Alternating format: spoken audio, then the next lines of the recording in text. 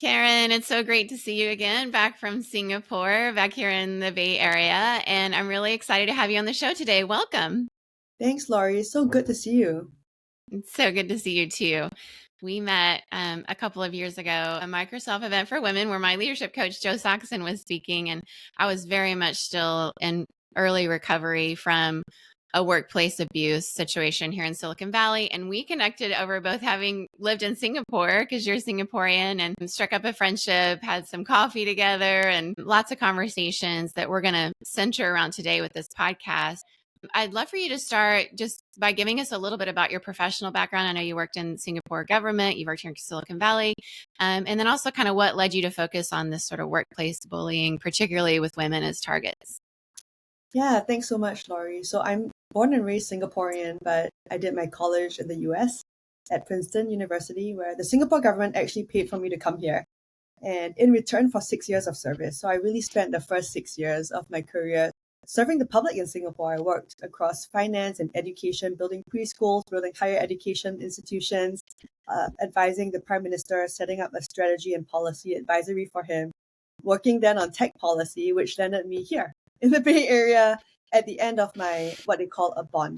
So I moved out here about 8 years ago, and I continued to run global talent and tech operations for the Singapore government. Just put simply, that means bringing investment as well as talent and creating those bridges between Silicon Valley, New York, Boston, Europe, London to Singapore.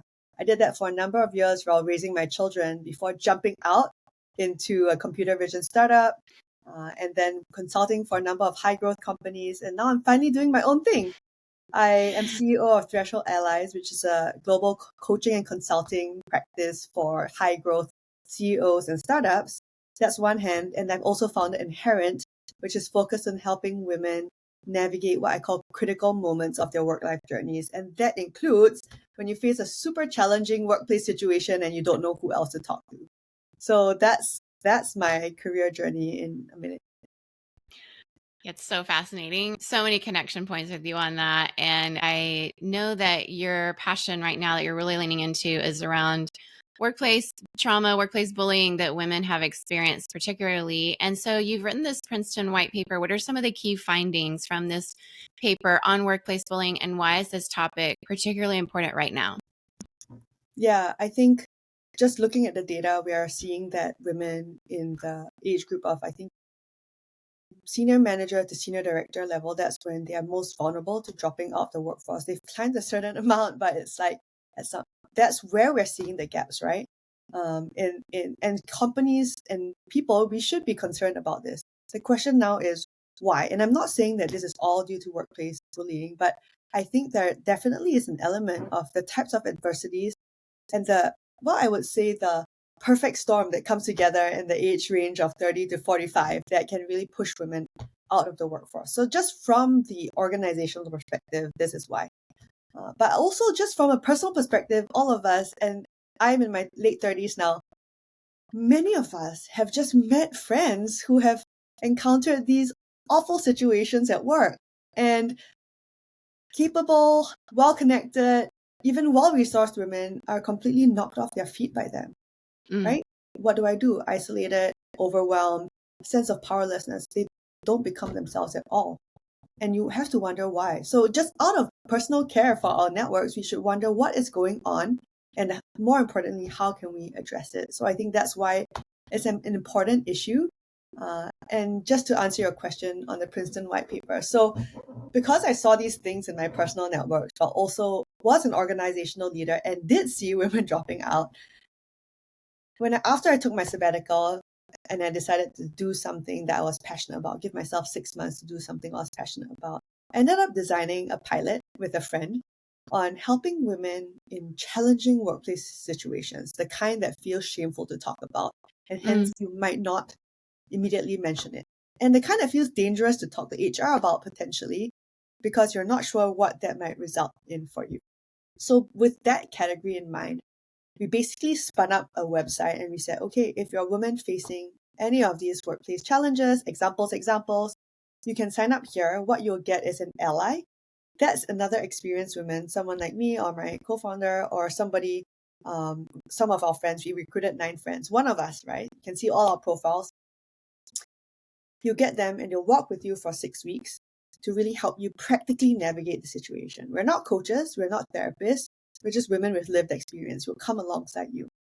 Okay, we put up that website and I think to myself, I just want 20 people to do a pilot with and do the research with so that we can figure out what's missing and what works. We get 135 women in a matter of days without any marketing, pure word of mouth, 1 LinkedIn post or 2, just a few emails to our friends. And we were like, wow, the kind of stories that came in, these are women with kick-ass LinkedIn profiles. These are women who just look like they've conquered it all. They are between 30 to 45, precisely in that age range, senior manager to senior director. And we wanted to, then we chose 20 and put them through that 6 weeks to understand what they were experiencing and what they really needed. So that was the motivation for why I did this, and also the context for the research with Princeton, which I can next talk about. Yeah, I love it's no shock to me because having been somebody who's spoken out about my own workplace bullying experience, and both here on the podcast and then occasionally a post on social media, the amount of people that share their experience with me is overwhelming at times. I always try to take time with whatever amount of time I have to respond in a thoughtful way, but there are so many women in particular. I'm not saying men don't experience this, but it's so prevalent among women. And I do want to get to more about your white paper, Mm-hmm. but I guess the question is, you know, how do you see this playing a role in companies that want to support women? Because I know there's people listening that want to do better, but how could we do better to support women in these companies? I'll first provide you with a frame, which is not my idea, it's the Princeton professor's idea. As we worked through the data together, we really thought about the issue and what women were saying. She said to me, Karen, what I like so much about this is that you're not telling women to lean in, do more, figure it out more. You're telling them to lean on a support system. And a support system is not just one person. It's not just HR. It's not just your manager. It's not just your partner or your friend. It's actually a network of people, each with different roles to support you through a situation like that.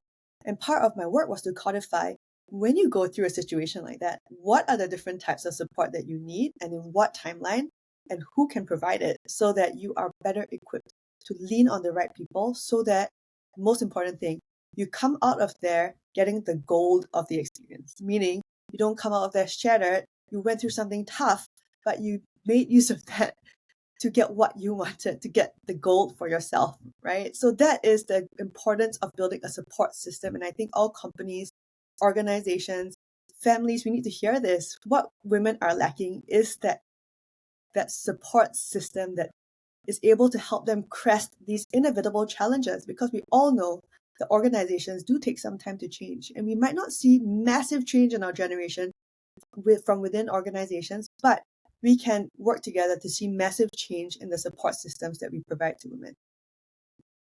Oh, yeah, so true. And, we're getting bombarded as women, especially women who are raising children. There's the unpaid labor of home that's still a big issue in the United States. In the United States, where we're recording this, it's so different than a place like Singapore or many other countries for women when it comes to paid maternity leave. I think it's the 2 countries in the world that don't really have this provision for women, which is the US and Papua New Guinea, which is crazy, right? And so in the US, we're facing some particular challenges. We also have the political aspect. And I guess part of the question next I want to ask you is, how does workplace bullying or this kind of experience differ for women compared to maybe what men might experience? That's a very good question, Laurie. And I've been thinking about this, especially while contrasting my experiences in the US and Asia, where I've also recently come back from and delivered some of my trainings there, right? And I'm realizing that it's not so much a function, in Asia, it's not so much a function of gender as it is hierarchy. Mm-hmm. So, in terms of social power, social networks, and your ability to move on, that's the first thing that makes you vulnerable to workplace bullying, because you're more likely to say, well, I need this job, I need this thing, right? And in the US, there's a particular because women have not been so much they've only recently been, in the workforce. I think if you compare network for network, right, opportunity for opportunity, there is a big inequality, especially as you go in the senior level. So you would see women saying things like, okay, they gave me a shot at being a VP. I better not screw this up. They said that I could be promoted within 2 years. And they are feeling this real sense, by the way, that if they don't make this work, they're going to take a step back. They're going to take a hit. And that's because structurally they don't have that. I can just move on. Like, yeah, a ton of VP positions for women out there. Ton, Yeah. And in Asia, there are challenges for women, but also for people of different educational backgrounds, because that's an axis by which there is a lot of difference in opportunity. So if you're in a university degree versus a vocational degree, if you're a vocational degree and you manage to get a great position, you might feel more vulnerable, right? So it really depends on the axes of power in the society. And it happens that in the US, one of the major axes is gender. Absolutely, it is gender. And I love how you described it. I resonate with that so much. I loved my years in Singapore, meeting incredible women like you and so many good friends that I can just like picture in my head right now who are really just crushing it at work. There's something about the system that has been really good, not perfect for women, but there's just some amazing women leading in Singaporean government, in business, and so many realms. And there is different nuance, but I absolutely agree that the hierarchy in Asia plays a very specific role. And hierarchy in the United States is something we don't even like to talk about. We consider ourselves more equitable here than we actually are. This whole liberty and justice for all is an ideal, but it's not a reality at the moment. And so I think that it can be a little more confusing when our language says we're all the same, but the reality is we're not. And as you've That's looked at interesting. this, yeah, as you've looked at this through the Princeton white paper and you've sort of discovered some of the data, what are some specific data or insights maybe from this white paper that surprised you the most? Yeah, what I was really interested in were three questions. Let's elucidate the types of workplace adversity. And in my language on the website, I never said trauma. I never said anything because I did not want women to push away from it. We already tend to minimize. So I said, if you're facing any workplace challenges, and here are some examples, and Mm, I covered a range, but I wanted to know, what are the archetypes of adversity that women are facing? Which ones are they more likely to downplay? And why, right? That's one big one. The second one, and I think this is the part that we don't see that much, what is the actual experience of navigating this adversity, both emotionally, practically, finding the right professional support? What is their actual lived experience? Because when you work with someone for 6 weeks, you see what they go through and all the questions they have, all the points of confusion, like, should I talk to HR? Should I not? They just sent me this email. What should I do? These are mm, I want to elucidate that for people, because when you understand someone's experience, then you can design better support, right? yeah, Companies and outside organizations. And then the third thing I really wanted to understand was, why did our program work so well? We received a net promoter score of 100, and Princeton University did all our before and after data studies to make sure that it was objective. And it was just statistically significant, 40% to 101% increases in everything from I feel confident in my current workplace. I have the focus and productivity I need to do a good job. What's your level of motivation? Risk of burnout went down by like good proportion, I think 50-60%, right? huge. That was really, how do you do that in 6 weeks? Because I want to make that available to more people. This is about social change. This is about building systems together, not necessarily just about, one model from me working. So those were the So three buckets, and I can go in turn. yeah, no, that's super exciting. I think anything that helps lift women, and I think obviously, like you've mentioned, the key is like supporting women, but also not just women. We need support systems that include men and include allies. Absolutely. And when we don't see that, we see women getting crushed again and again. I'd love for you to kind of elaborate more on Yeah. some of the long-term impacts of workplace bullying on women, both professionally and personally. Yeah. When we were looking at the data, there were actually three types of impacts on women when they went through challenging workplace situations. The first one is definitely just practical, right? what do I do? Who can I talk to about this? What are the experts? Who are the experts who I can trust? And I love my lawyer friends, but when you're in that situation and you are thinking, what can I do? There are quite a number of negative experiences with lawyers out there who are pushing you a certain direction, right? And we have all these practical questions, but we don't really know who we can trust. And remember, they have just been through a situation where trust has been broken, so they're even less likely to trust, which makes it Yeah. difficult to get help. So that's the practical stuff, right? I have all these questions, but I don't know who I can trust. Related to that is actually the relational question. And in some of the archetypes, you see a deliberate isolation of this woman as a result of the workplace challenge. So she's marginalized, she's cut out from certain meetings, she's cut out for information. They go over her to get the team members. It becomes quite deliberate. So her immediate professional networks are cut off. But interestingly, she also feels isolated in her personal life because people don't know how much this is affecting her. They see that it is affecting her, but they don't know the actual depth of impact on somebody who has, spent so much of her effort getting to this position and is now treated in such an undignified way. So that's one thing. We often miss the impact in the personal spheres. Not only that, sometimes personal spheres can be very negative. They can say things like, especially if you're a first generation professional woman, what are you complaining about? Like, you have such a well-paying job, you know, things are tough. It's like that everywhere. So there's invalidation going on. So what you see on the relational front is they get cut off both relationally, professionally, and personally, and start to become more isolated. So that's the second impact. And the third impact, I almost bunched it under the first two, but the Princeton professor, Dr. Rebecca Carey, was telling me, no, this is something totally different. It's very interesting. Follow the thread. She said, this is an identity, dignity, assault on their identity and dignity. They've lost their identity and dignity. You hear things like, my entire sense of self is shattered. How can I go for another job interview? And these are women who, by the way, that quote was from a woman who was in an acute situation and won a mediation case. But that did not restore her sense of identity or dignity.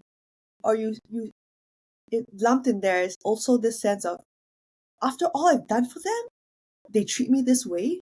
And then we had this discussion. Is it unique to women? And our conclusion was, it does seem particularly, and the professor has looked at many other sources, types of adversity across men and women, and she said, this does seem a little unique to women. And do you think it's because women have, at this level, senior manager to senior director, they've given so much for their careers already that this feels like a particularly acute betrayal, And a number of my mentors told me, I think that's right too, because when things are going well, when you've made these decisions to prioritize work, things are going well, it's fine. But when things go downhill, it makes you question the entire foundation of your life's decisions. That's why it affects women's dignity and identity so much.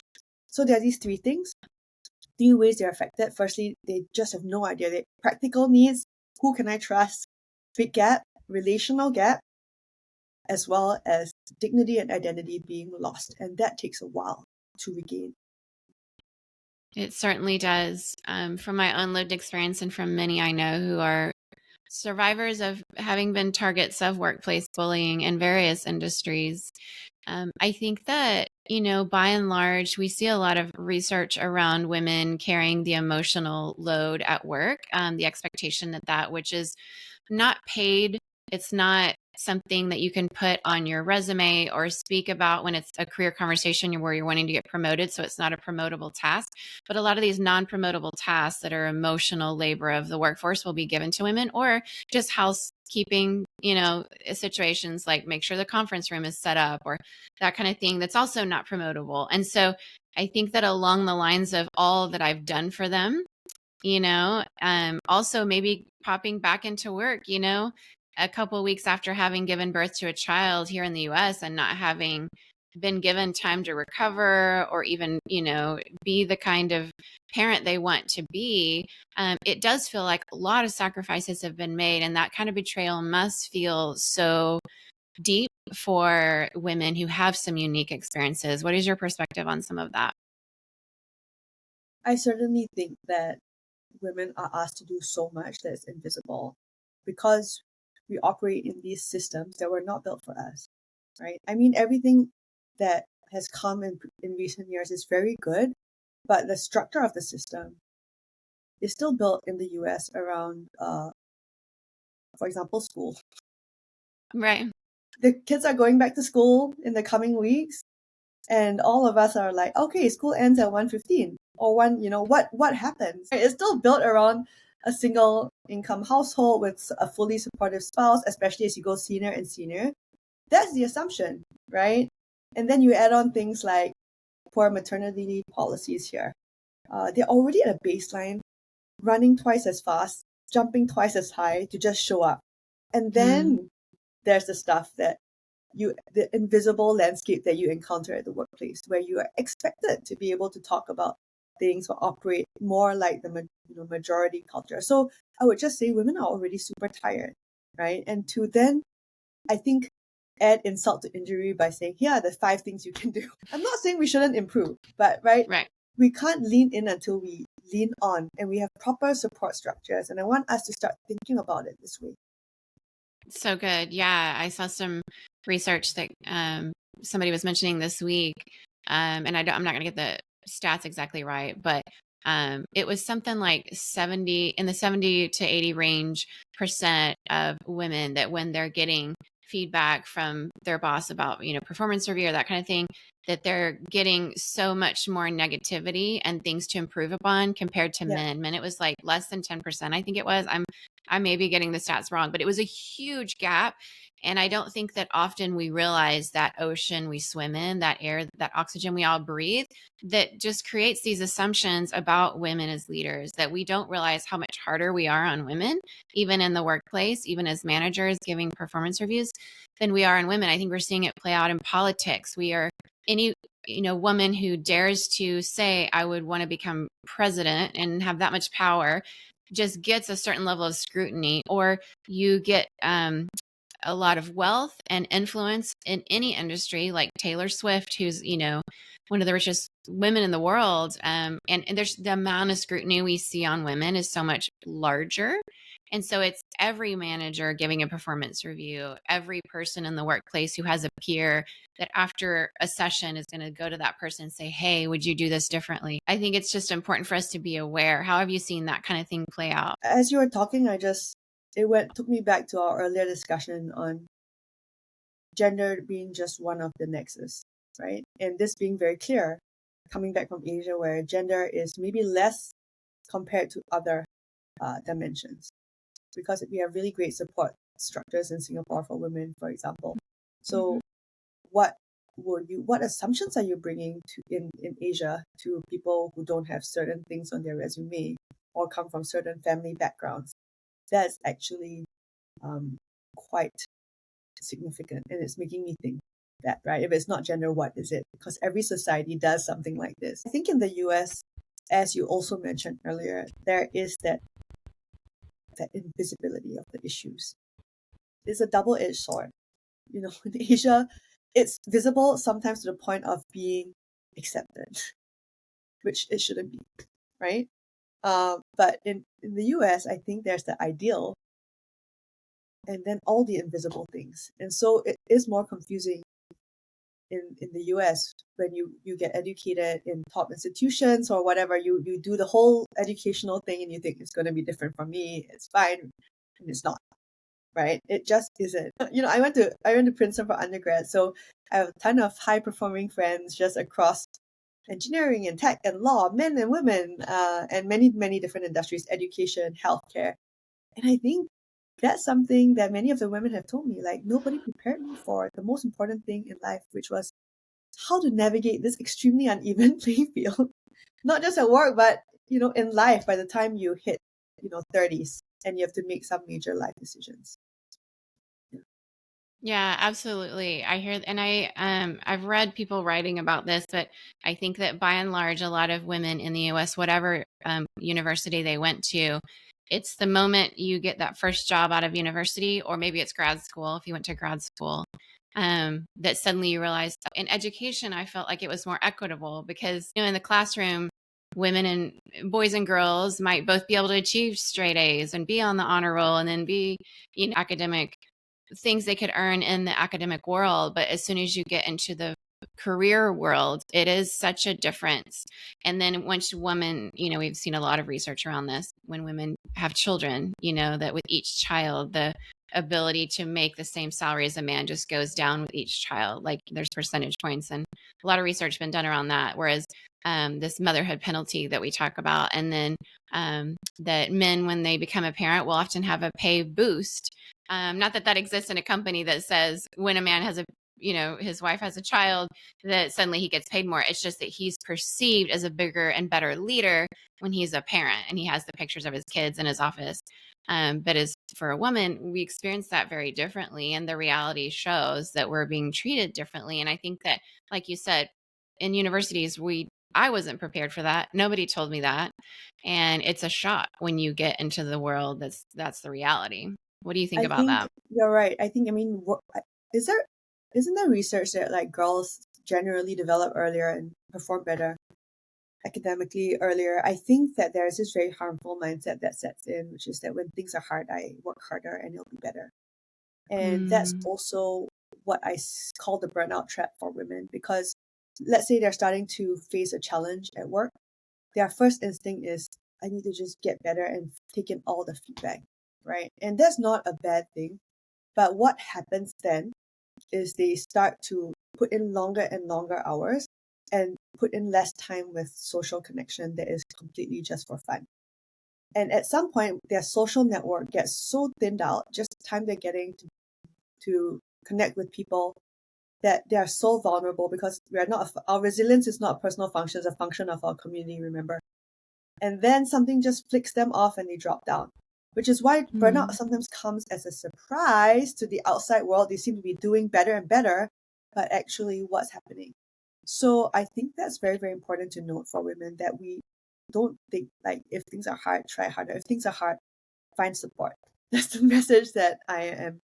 And don't cut off the connections and deprioritize those things. Yeah, so important. And I absolutely agree. I have done that so much, and I see women around me doing it. And the thing is if you work harder and take on more tasks, a lot of times those are invisible and they're not going to really help you. You're just going to burn out and not get to the next level, which might allow you to have a bigger salary, to get maybe a housekeeper to help do the unpaid labor that you're having to do at home. Right. And so all of these things just are unique in some ways to the world of women. I'd love for you to talk about some strategies or policies. I know policy making was something you were involved in the Singaporean government. But what are some strategies and policies organizations can implement to prevent workplace bullying, especially against women? I think what you're doing, Laurie, in your company is very important in terms of prevention, even elucidating to managers the types of things, the types of behaviors that really could result in workplace bullying, but also what are the good examples of psychological safety, and training people to do that. It's a skill. Many people do not intend to be a horrible manager. There is a 5% narcissist who Right. they do it intentionally, consciously, but the vast majority of people are just not well trained. So what you do in manager training, what I do in manager training, is so important, just to set a baseline to say, yep, this is not a matter of intent. This is a matter of skill, and we can all get better at that, right? Like that's the number one prevention point. But now, like, I think there's always a limit to how much people are ready for management, because we don't always just promote the best person. Sometimes they're expedient, sometimes they're really good in the skills, but not good at the people, but the company needs to put them in anyway. You're nodding. So some amount of bad behavior, poor management is going to be inevitable. Okay, what do you do? And in this case, as a company, I really believe that we need to strengthen our peer support networks in the company to be able to help people. Why? It's because when somebody is going through a really hard time and they don't know whether it's them, is it the manager, what's up and what's down anymore, you can't talk to your manager and you can't talk to your HR, and you probably shouldn't talk to the people in your direct team who are way too involved in this. So who do you talk to, who actually might know something about the culture of the company and is able to help you confidentially, right? So that's why this peer support methodology that I developed and which achieved this 100 net promoter score and all these statistically significant results is important to bring into companies as a different type of support that managers and HR can give. And they should be implemented by people maybe two or three degrees out of your immediate work circle who sign confidentiality agreements and are trained to help you work through it. Because honestly, people in your company, as long as they keep it confidential, are able to give you a better gut check on, how this other person might be behaving and what your option set might be. Every company is different. So I think, very practically speaking, that's why I'm trying to make my methodology from this program more available to help companies build up mentorship circles, whether it's through mentors or ERGs, peer support networks, a pool of people who can be neutral and be that first line of response when someone needs workplace first aid. Yeah, I love that part of the white paper and the things that you posted about it was the workplace first aid. If somebody was going to be listening to this and wanted to implement something like workplace first aid in their company or organization, what would you tell them to do? Definitely get in touch with me, and Laurie, you can post my emails later because I'm trying to make the playbooks and the trainings available. That's my next phase. I actually launched some really, really well received trainings in Singapore on this past trip, and I've done it here in the Bay Area as well, to women from Meta and Google and many women who just signed up in their individual capacities. But what I want to do in this next phase is to make that available to organizations that can build that structural peer support networks in their companies, make the training, make the playbooks, how do you do it, what kind of agreements people should sign, all available as part of strengthening support systems for women. Now, that's not the only thing that needs to be done, right? There'll still be professionals who are needed. HR is an important role, but let's all know our different roles in creating the support structures for women. So good. Yes. I love the work that you're doing.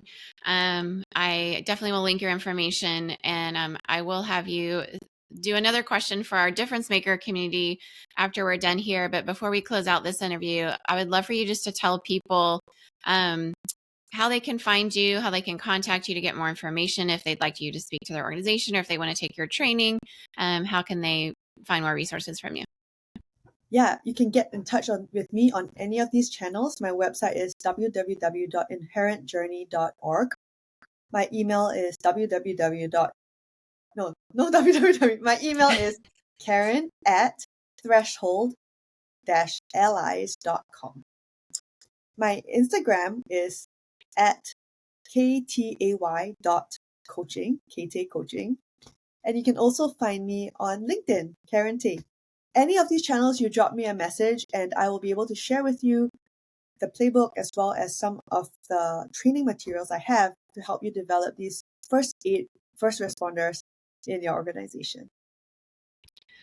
Thank you, Karen, for your friendship, for the work that you do, for your passion for helping people who have experienced these type of terrible situations of being bullied in a workplace, but also those of us who want to be allies and advocates and to create spaces that are safe so that we can prevent these incidents from happening. Any last words for people in our audience that you want to leave us with? Yeah, I think the main thing is you're not alone. And as I ran all my programs here in the Bay Area as well as in Asia, that was the number one takeaway. When we tell stories, when we tell you the case studies, when we show you the frameworks, when we show you the data, you're not alone. If you've been through some of this in the past or if you're going through it now, you're not alone. You're not the only one. And there are practical ways, pathways that you can activate that learn from other people's experience. There is support out here. And finally, remember your inherent value because sometimes when these things happen to us, it changes our view of ourselves. We think less of ourselves, and that would be natural. That's what trauma is like. But there is a pathway to restoration. I see that in my beautiful friend Laurie's life. I've seen it in my life. There is just so much, but the arc is towards restoration when you get the right support. So remember your inherent value and keep going. Find the right support, and you will be valued for who you are. Love that. Thank you for that positive, encouraging message and for just the hope that you give from the work that you do. It's great to have you on, Karen. Of course. See you, Laurie.